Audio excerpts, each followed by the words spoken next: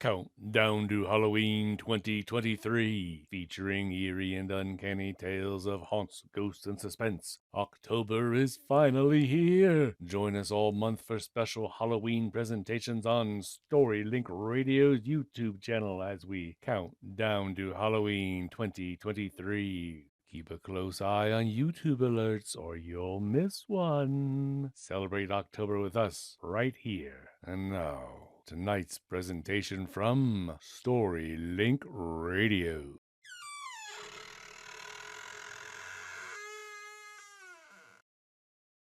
The Rocking Horse. Smiling, Jason ran his fingers into the freshly sanded wood. He liked the way it felt, so smooth and warm. You just need to take a little more off that edge, his grandfather said. When we're done, this'll be an end table fit for a queen. Ha! He grinned from ear to ear. A queen like your grandmother, huh? You okay, Gramps? Jason said as he went back to work on the raw wood with the sandpaper. His grandfather was one of the best woodworkers he'd ever seen. Jason was glad to learn his grandfather's talents. He loved woodworking. He's really getting good at it, too. Ever since his parents had been killed in a car accident 10 months ago, he and his little sister Sarah had been living with their grandparents out in the country. So Jason had gotten to spend a lot of time in the workshop with his grandfather. The first couple of months after the accident had been hard on Jason, but they had been even more difficult for Sarah. Their grandparents were living on a pension and could barely afford to provide for themselves, let alone feed and clothe two kids. There was very little money left over for extras. Extras like birthday presents, Jason thought to himself as he sanded the leg at the table. Sarah's 5th birthday was in 1 month. It would be the first one she would celebrate without their mom and dad, and Jason knew it was up to him to try to help his sister cope with their absence. Hey, Gramps, I've been thinking about Sarah's birthday. His grandfather nodded. Yeah, me too. Your sister can't seem to talk about anything else. Unless she's talking about that fancy rocking horse in the window of Samuelson's toy shop, huh? Well, Gramps, I want to do something special for Sarah, and since the horse in the toy shop costs more than $100, I thought if you had some extra wood, I'd just make her one. Jason's grandpa smiled and put his hand on the boy's shoulder. That's a real nice idea. You know, I could help you if you like. Thanks, but no, Grandpa. I'd like to do it myself. I understand, the elderly man said, proud that his grandson wanted to test his own skills. All right, then. Let's finish up here, and we'll see what we can find in that woodpile for your sister's horse, all right? 3 weeks later, Jason was nearly finished with the parts for the rocking horse, but he still needed to assemble it. More pie? His grandmother asked as she was leaving the dinner table to go back to the workshop. Of course, more pie. No thanks, Grandma. I've got to finish up what I'm working on. What are you working on? She asked curiously. You've been spending every night out there lately. It's a secret, Jason said, winking at his grandfather. I think he's making something for me, Sarah blurted out. It's something for my birthday, isn't it? Jason just grinned at her. You'll just have to wait and see, Sarah. Once in the workshop, Jason frowned as he studied the parts that he had cut and finished so carefully. Everything was ready to assemble and paint, but he still needed a good-sized length of hardwood to make the connecting pegs, the rockers, and the handles of the horse's head. And then he had an idea. Grabbing a handsaw, he stepped out into the summer night. The full moon shone overhead, lighting Jason's way as he cut across the field and headed for the old cemetery. Shivering in spite of the warm night, he stopped at the low iron gate. Oh, chill out, he muttered to himself. You've been here 100 times during the day. It was true. Jason had to walk by the place on his way home from school. No one had been buried there for quite a while. The longer the place stayed untended, the creepier it became. From where he stood, Jason could see the gnarled trunk and the bare branches of the old tree he had in mind for Sarah's rocking horse. Its dark shape stood out against the sky, towering a few feet from a large raised tomb topped with a small stone angel. It'll be perfect, he said aloud, trying to build up his nerve. Nobody will miss some wood from this old place. Not the type to frighten easily, Jason couldn't help feeling that there was something particularly unsettling about the cemetery. It was as though something was waiting in there, actually listening for his next move. But Sarah's birthday was only 3 days away, and Jason knew that if he didn't get the wood cut tonight, he wouldn't get the horse done in time.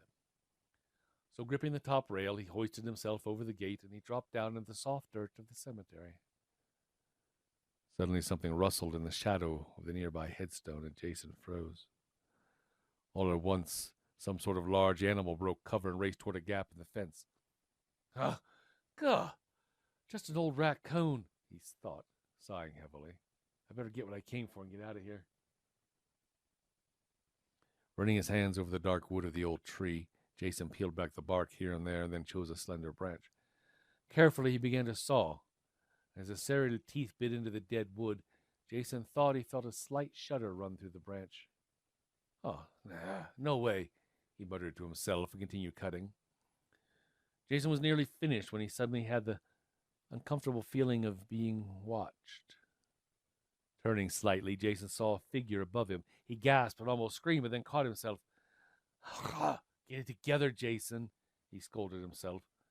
What he'd seen was only the stone angel from the nearby tomb. In the moonlight, he could see its cold, pale face staring at him. Shrugging, Jason turned back to the tree and sawed faster. Within seconds, the branch gave way with a pitiful crack. Hoisting it onto his shoulder, Jason started to leave, but caught the toe of his sneaker on something and fell heavily to the ground. Rolling onto one side, Jason realized he had tripped over part of a tree root. He also noticed that several twisted roots appeared to have grown toward the aged tomb. He studied the roots and saw the tips disappeared under the tomb's pitted gray wall. A carved stone over the rusted gate bore the name of the person inside. Mary Elizabeth Drew, he read. 1904 to 1909. Oh, how sad. She was just Sarah's age when she died. Quickly scrambling to his feet, Jason headed for the workshop where he quickly went to work on finishing Sarah's horse. But as he slowly worked the wood, he became aware of an eerie sensation. The branch felt warm, almost as if it were alive. Is that true, Talia? Or did you make it up like Hayden did?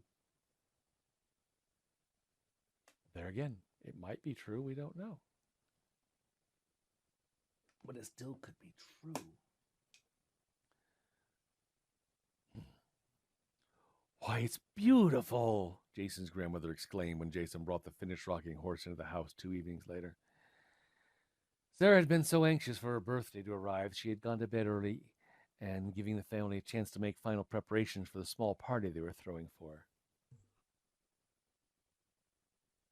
Thanks, Jason responded proudly. I thought that instead of wrapping it, I just put it out here in the dining room so Sarah can see it as soon as she gets up.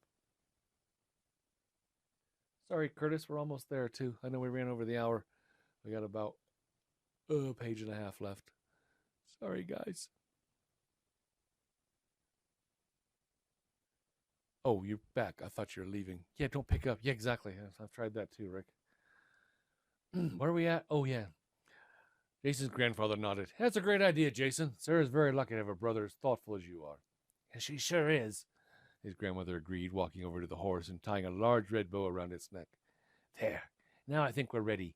Maybe we should all get a good night's sleep so we can keep up with Sarah tomorrow, huh? Once in bed that night, Jason fell quickly asleep, though awoke a few hours later to the distant rumble of his grandfather's snoring. He smiled, wondering how anyone could sleep through it. Grandma and Grandpa are both very lucky they're hard of hearing, he thought, his eyes getting droopy. Suddenly he snapped them open again. It was like something gently rocking back and forth on the hardwood floor of the dining room. Had Sarah gotten up early and found her present? Quietly, Jason tiptoed down the stairs. He peered into the darkened dining room. No one was there. The sound had stopped, and the rocking horse stood near the large bay window exactly as he had left it hours ago. Shaking his head, Jason returned to his room, but he couldn't dismiss the feeling that, well, something wasn't quite right.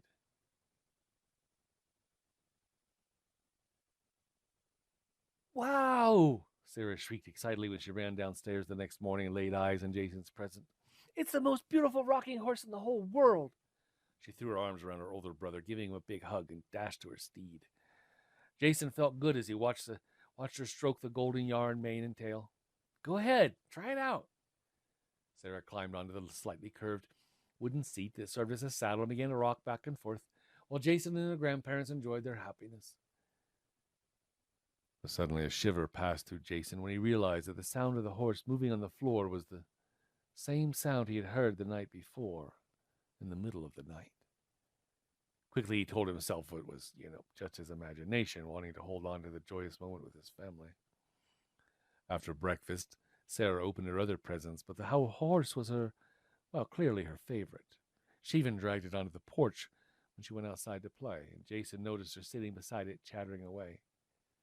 Are you talking to your horse? Jason asked, stepping onto the porch.